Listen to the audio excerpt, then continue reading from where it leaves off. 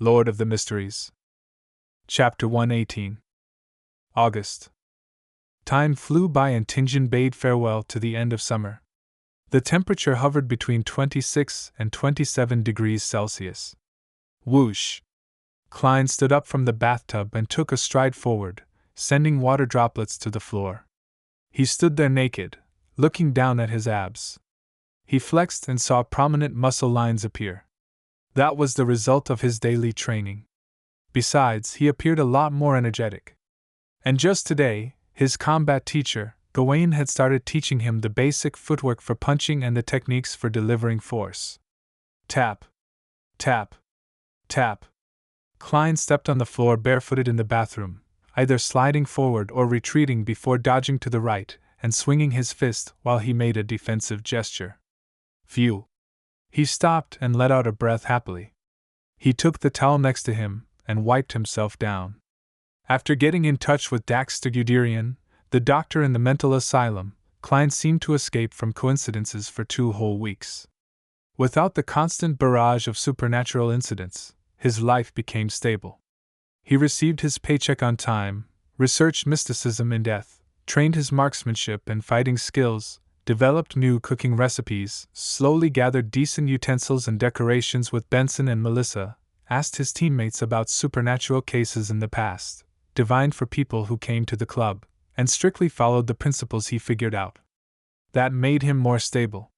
If it wasn't for the late nights in which he still missed Earth, the red chimney that had yet to be uncovered, or the misfortune cloth puppet's picture that still appeared in his dreams occasionally, he would have started getting used to his current life and think of it affectionately.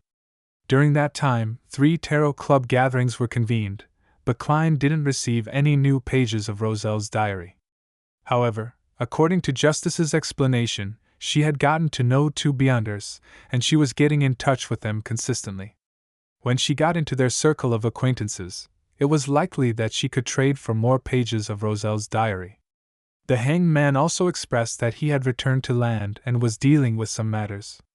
He would begin looking for more as soon as he had more free time. Besides, Justice felt that the 2 Beyonders whom she knew were potential targets to join the gathering. They both had decent identities as cover, with certain but different channels of information, as well as principles and unique characteristics. They were not the kind of people that would sell out a secret. The only problem was that they were only Sequence 9 Beyonders, which wasn't too suitable for a high-end secret organization like the Tarot Club. High-end secret organization? Sounds more like a pyramid scheme. Klein only let out a heavy sigh to cover up the fact that he was at a loss for words to reply to Miss Justice's complacency. He could only agree to observe the 2 Beyonders further. Of course, Justice wasn't the innocent and romantic maiden from before. She kept her guard up and never mentioned the names and traits of the 2 Beyonders. She was afraid that the hangman would be able to identify her through that. Miss Justice said that she clearly feels the signs of the potion digesting. She might need another 3 to 4 weeks until she completes her acting as a spectator. My scheduled acquisition of the telepathist formula has to be brought forward. Klein threw aside the towel that he used to dry himself and put on his clothes as he thought about the Tarot Club from the day before. In the last 20 days, he had only met Daxter Guderian once. He had the idea of haste makes waste, so he merely chatted about the doctor's state and asked unimportant matters about the psychology alchemists. Given the speed with which Justice was digesting the potion, he had no choice but to begin thinking about how to get the formula of Sequence 8 telepathist from Daxter earlier. Klein buttoned his shirt and took another dry towel to wrap around his head to absorb the water in his hair. Compared to Justice, he was digesting the seer potion even faster than expected. By this week, the sounds that he shouldn't hear and things that he shouldn't see had already vanished while engaging in cogitation or spirit vision. Flipping over the towel, Klein dried his hair again. He lifted his head to look at the door and muttered to himself, "The seer principles that I've figured out are really efficient. Next week, I should be able to digest the potion entirely by next week. I have no idea where to get the single horn of a matured Hornaceous Grey Mountain goat and a complete stock of a human-faced rose required by the clown formula. Maybe I could do as Lady Daly did and send in a special application. But that would definitely attract the attention of the higher-ups, and I want to develop at my own pace. The believer from the Aurora Order in the police department was found too, but I have yet to find out who this Mr. Z is. Henry said that he would complete the Red Chimney task before the end of this week. My private stash of money has returned to slightly more than £7, so at least I don't have to worry about making the final payment. Some of the information on houses and tenants that he provided before didn't seem to have any abnormalities, but I have no time to investigate them one by one. Perhaps I could see which Red Chimney houses have gotten new tenants recently? That's one way to look at it. Sitting silently for another half a minute, he put on his black trousers, bow tie, and underarm holster. He then picked up his sweaty night training suit from the floor and tossed it into the laundry basket. He opened the door and exited the bathroom. He had just finished his Wednesday afternoon combat training, and he was still at his teacher Gawain's place. "Hello, Mr. Moretti." Gawain's maidservant happened to pass by, and she quickly bowed. Klein nodded slightly and pointed at the messy bathroom. "Could you clean this up, please?" "Of course, sir. The clothes will be taken care of by the laundry maid. She'll come over at 6. The maidservant held her head low when she answered. Laundry maids had no accommodation or food included, so they weren't hired by only one household. They were normally contracted to handle the laundry from several households. Either they rushed around daily, washing one household's clothes before going to the next, or they would gather all the clothes from different households and take care of it all at the same time, before sending it all back. Only then could they barely make a living. Klein didn't say much but returned to the living room to bid farewell to the owner who was sitting on the rocking chair. He saw Gawain nodding lethargically, a light brown blanket covering his legs and the Alwa Evening News in his hands. Klein knew for a fact that the gentleman bathing in the setting sun's glow was in his early 50s, but his listlessness made him seem like he was already in his 80s. During combat training, Gawain maintained silence and only gave pointers when he needed to. He wasn't one for casual chatting. Klein was so exhausted from the daily training that he had no intention of trying to engage in conversation. Thus, their relationship remained distant. From his demonstrations, Teacher Gawain's strength is still quite terrifying, and his steps are swift too.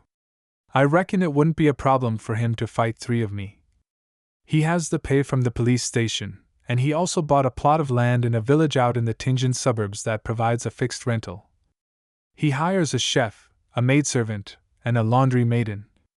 In the foodaholic empire on Earth, a man in his 50s with such wealth would have been traveling the world.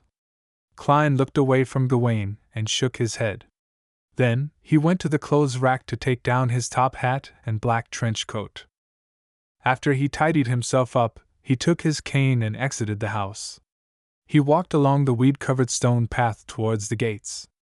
Just then, he saw that there was a 2-wheeled carriage stopped outside the metal fence, and there was a man with a familiar face standing next to it. "Leonard?" Klein muttered, looking suspiciously towards his messy-haired Nighthawk's teammate. Leonard was dressed in a white shirt, black trousers, and buttonless leather boots as he twirled his hat in his hands. When he saw Klein come out from the house, he smiled and asked, "Are you pleasantly surprised?" "Only surprise, without any joy." Klein ignored Leonard's inappropriate behavior and looked into the fake poet's green eyes. "What happened?" Leonard put on his hat and said, "Captain wants you to work with me and Fry. Let's talk about it on the way." "All right." Klein followed him into the carriage. As the scene outside of the carriage flew past, Leonard took up the document bag by his side and threw it at Klein. Klein caught it steadily and took out a document. He then started reading carefully.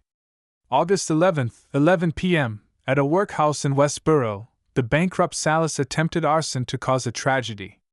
But in the end, he only managed to burn himself to death. August 11th, 10 p.m., harbor worker Zid jumped into the Tussock River and ended his poverty-stricken life. August 11th, 8 p.m., in Iron Cross Street's Lower Street, Mrs. Lawis, who earned a living by selling matchboxes, died of a sudden disease. Klein was puzzled when he read the first 2 incidents. He found the deaths very ordinary and common.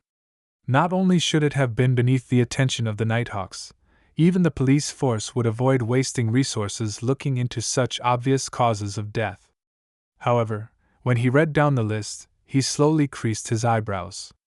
After 2 pages, he suddenly lifted his head and looked at Leonard. "Isn't this too many?" When the number of ordinary deaths reached a staggering amount, it was difficult to call it normal. For once, Leonard nodded seriously and said, "The number of death incidents within the past 2 weeks are 5 times the normal rate." When the Tianjin Police Headquarters tabulated the data, they realized the problem and quickly passed it over to us, as well as the mandated punishers and the machinery hive-mind. Although these death incidents appeared normal during initial investigations, Captain believes we should investigate them once more. It might require the help of divination or ritualistic magic, Klein said with a look of enlightenment. "I understand." Leonard snapped his fingers and said, "You, me, and Fry are in a team. He's waiting for us at Iron Cross Street's lower street. Sika, Royale, and Old Neil are in another team, investigating corresponding incidents in the North Borough. Captain is staying in the security company to respond to any emergencies."